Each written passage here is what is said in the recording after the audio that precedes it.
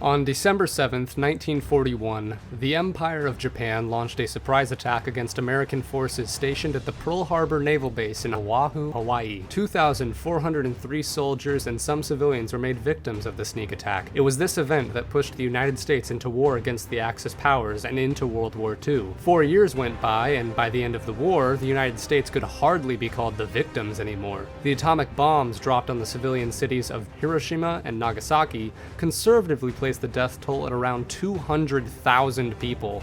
In the Japanese anime Attack on Titan, our first episode starts with a surprise sneak attack. Emboldened by the carnage, our main character Eren vows to enact revenge using the death of his mom as the source of his convictions. Now, you may be wondering, because I'm wondering it myself, why is he bringing up Pearl Harbor with an anime about giant monsters beating the crap out of each other? While Attack on Titan is a fun, action-packed, monster-beating mystery, it is also perhaps one of the greatest anti-war series ever created. It is a complete dissection of the nature of conflict, and I feel a video exploring its many anti-war themes is much needed. So buckle up, folks. Attack on Titan uses the mystery genre in a way I haven't seen in a very long time. Like with any good mystery, rewatching episodes you've already seen brings a whole new context to them. But why is this important? Well, it's because Attack on Titan is using the mystery genre as a way to propagandize and radicalize you as the audience member to the cause of a fictional civilization. Spoilers ahead for the first 3 seasons of Attack on Titan.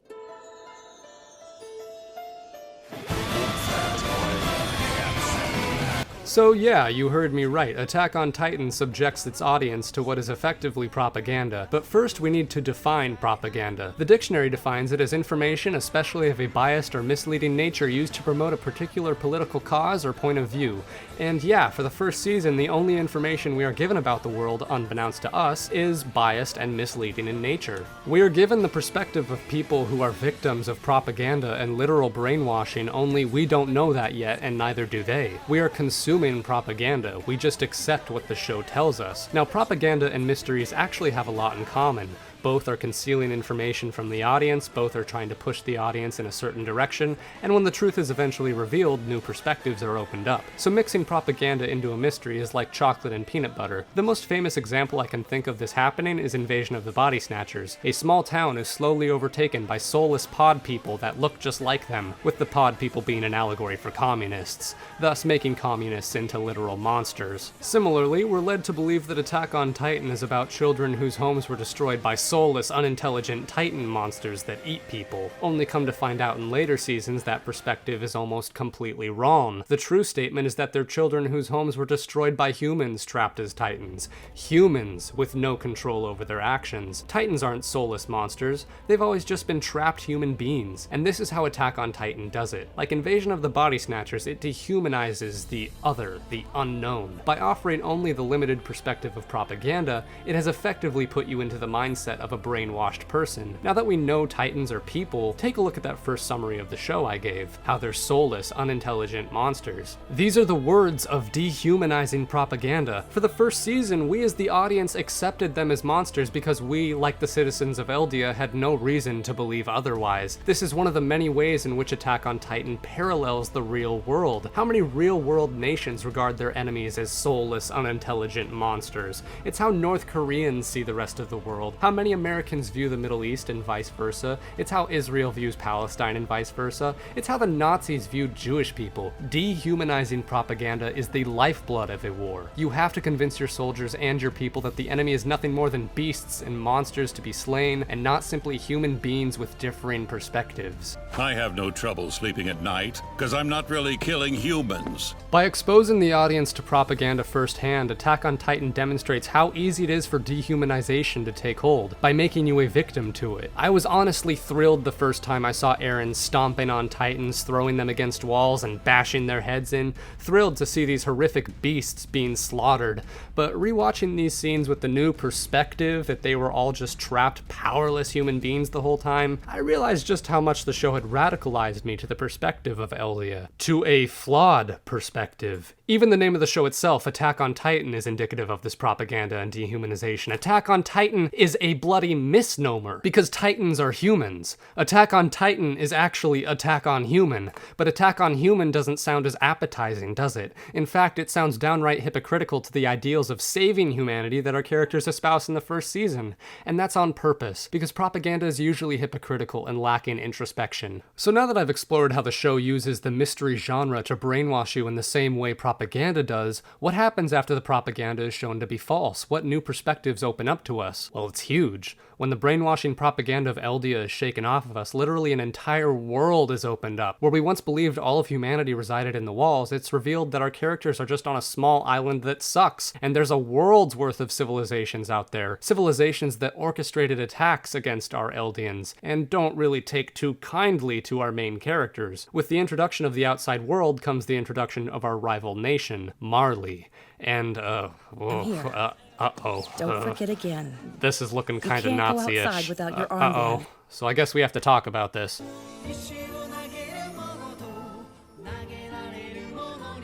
So not only are Eldia and Marley mortal enemies, unbeknownst to the Eldians, it seems like there's a sort of race war going on here. The whole of humanity would feel safer if you Eldians would just disappear.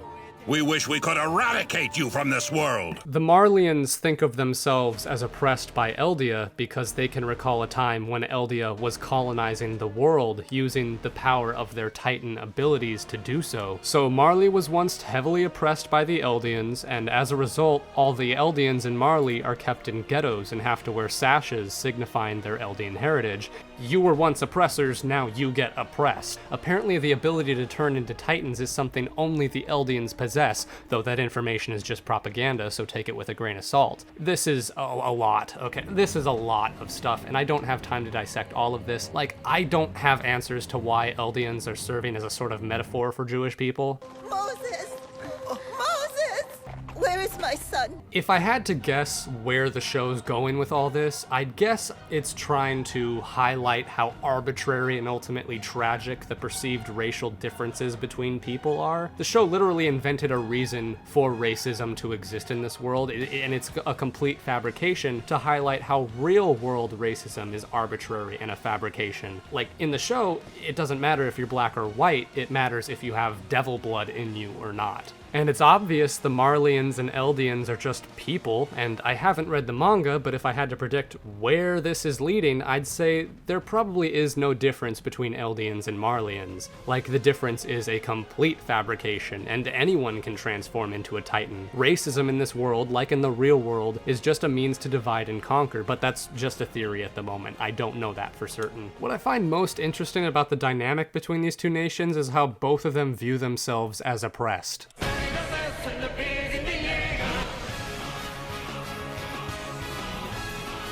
Every nation believes themselves the victims and uses their victim mentality to justify offensive actions. Reiner and Bertolt commit a terrorist attack and kill civilians because they perceive themselves as victims of the Eldians, of the island devils. And now it's time for Eren, Mikasa, and Armin to return the favor. As seen in real life, nations that believe themselves victims are the ones capable of committing the most heinous crimes. In the case of the show, Eren transforms into a sentient Titan, and in doing so, he becomes a monster. He becomes his oppressors literally and metaphorically. He is no longer oppressed, but a tool of oppression, and his belief that he is the victim gives him a sense of moral absolutism, gives him a sense that any action he takes is going to be justified. But this gets into a larger point that the show is trying to make. The dynamic between oppressors and oppressed is not static and can flip on a dime. In some cases, it's a completely unnecessary designation. If you and I fight and I win, does that make me an oppressor and you oppressed?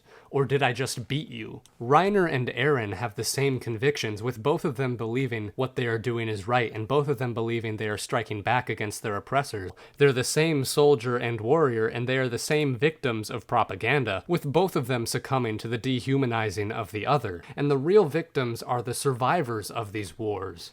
The show constantly makes a point that in order to win, our humanity needs to be abandoned and forgotten. This is juxtaposed with the fact that our main characters supposedly fight for humanity. The tragedy of war isn't just the lives lost, but that the survivors are robbed of their humanity and have become monsters in the process.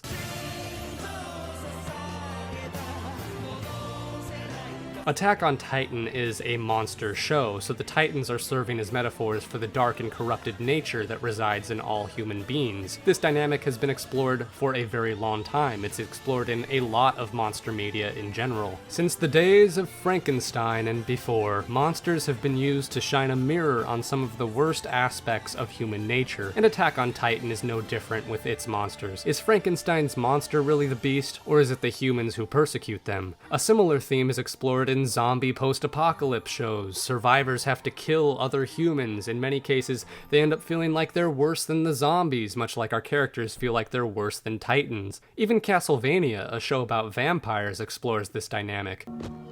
Animals don't act with malice. Cats play with their food all the time. True. But it's not malicious. There's joy in it. Humans know better than animals, better than zombies, better than Titans, yet they commit the same murderous acts. Titans and humans act equally vicious, but Titans have no control over their actions, and humans do. The Witcher, every piece of monster media asks this question: are humans monsters? This is why Attack on Titan makes Eren and Mikasa monsters before they even see a Titan. Mikasa's parents are murdered by sex traffickers, so Eren and Mikasa violently kill them. The show is being as on the nose as it can be. Monstrous human adults create monstrous human children. Nowhere is the loss of humanity more obvious than in children, and monster media knows that. It's why The Walking Dead and The Last of Us feature Clementine and Ellie, and it's why Attack on Titan stars mostly children. The show is obsessed with using children to portray the never-ending cycle of war. Eren constantly sees kids that remind him of himself and his friends when they were young. The audience sees how Reiner's group as kids is very similar to Eren's group as kids. Eren and Reiner are character foils. The audience is shown Commander Erwin's childhood, where he was inspired to find answers after his father's death. A decent portion of the show focuses on the innocence of childhood, but also the radicalization of children. Almost all of the main characters' convictions come from traumatic events in their childhood. For Eren, it's his dead mom. For Mikasa, it's her dead family. For Armin, Levi, Erwin, Reiner, Annie, I could go on and on. All of their motivations come from their childhood. I'm not certain what the show is trying to say here. Is it implying we are all just radicalized children in war? That war is nothing more than a child's biased, victimized perspective? A child's game? But that's probably just in my head, right? Of no more import than a child's bad dream. I'd love to hear what you guys make of this in the comments. I want to discuss this further, but I'll just say finally that I think the show is implying that we are all slaves to our childhood perspectives, and bucking those perspectives is not only hard, but in some situations impossible. You can't outrun the responsibilities placed and given to you by your family. That's another thing. All of these characters have responsibilities to their family, every single one. They are all fighting for their families.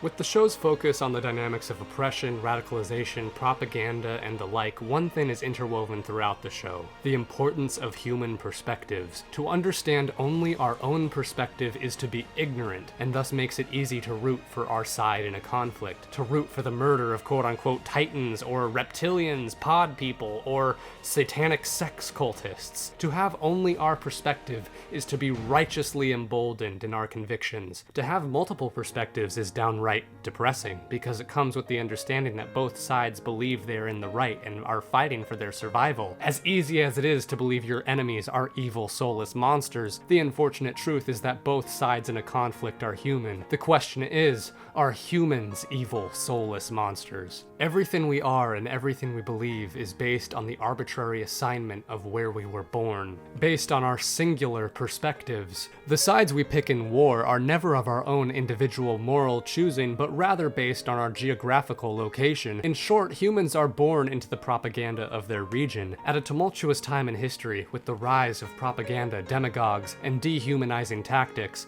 Attack on Titan's message couldn't have come at a better time. It's advocating that we consider all perspectives, as just like the perspectives of the characters in the show, they may be based on a lack of information or outright lies. And yeah, There's been a lot of propaganda recently, hasn't there? There's been a lot of outright lies, hasn't there? And that's the video. If you liked it, please subscribe for more videos similar to it. My name is Jeff.